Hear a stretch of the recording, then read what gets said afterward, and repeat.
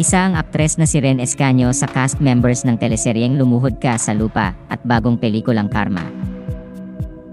Nakapanayam ng ilang entertainment press ang aktres sa premiere night ng pelikulang Karma sa SM North EDSA noong Martes, June 18, 2024. Doon ay inamin ng aktres na masaya siya, hindi lang dahil sa takbo ng kanyang karera sa showbiz, kundi pati na rin sa estado ng kanyang puso.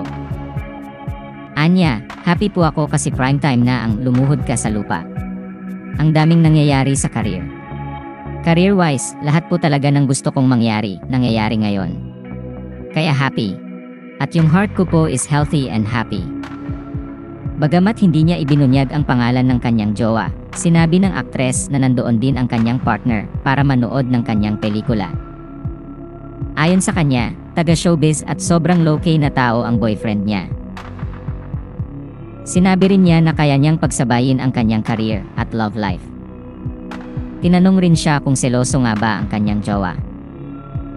Ayon sa kanya, hindi seloso ang kanyang partner.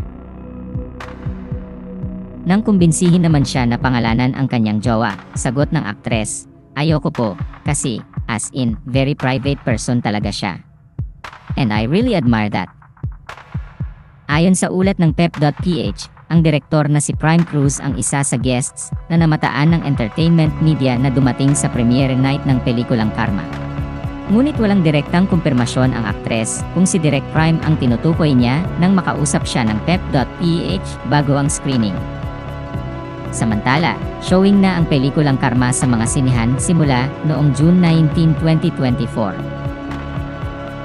Ikinuwento ng aktres sa panayam sa kanya ng ilang entertainment press na hindi niya inasahang maipalalabas sa bansa ang pelikulang Karma. Anya, since 1 year ago pa po siya natapos, hindi ko nga po in-expect na ipapalabas pa siya. Kasi parang trinay rin namin siyang ilaban sa mga film festival. So, akala ko, hindi siya ipapalabas sa Philippines. Now, eto na, it's happening and mapapanood na siya ng mga tao. I hope talaga na ma-appreciate nila kasi nakakatakot na makita kanila in different light, in a different genre.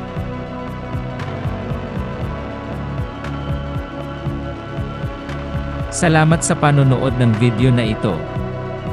Huwag kalimutang mag-subscribe sa aming YouTube channel. I-like ang video na ito, at i-turn on na rin ang notification bell.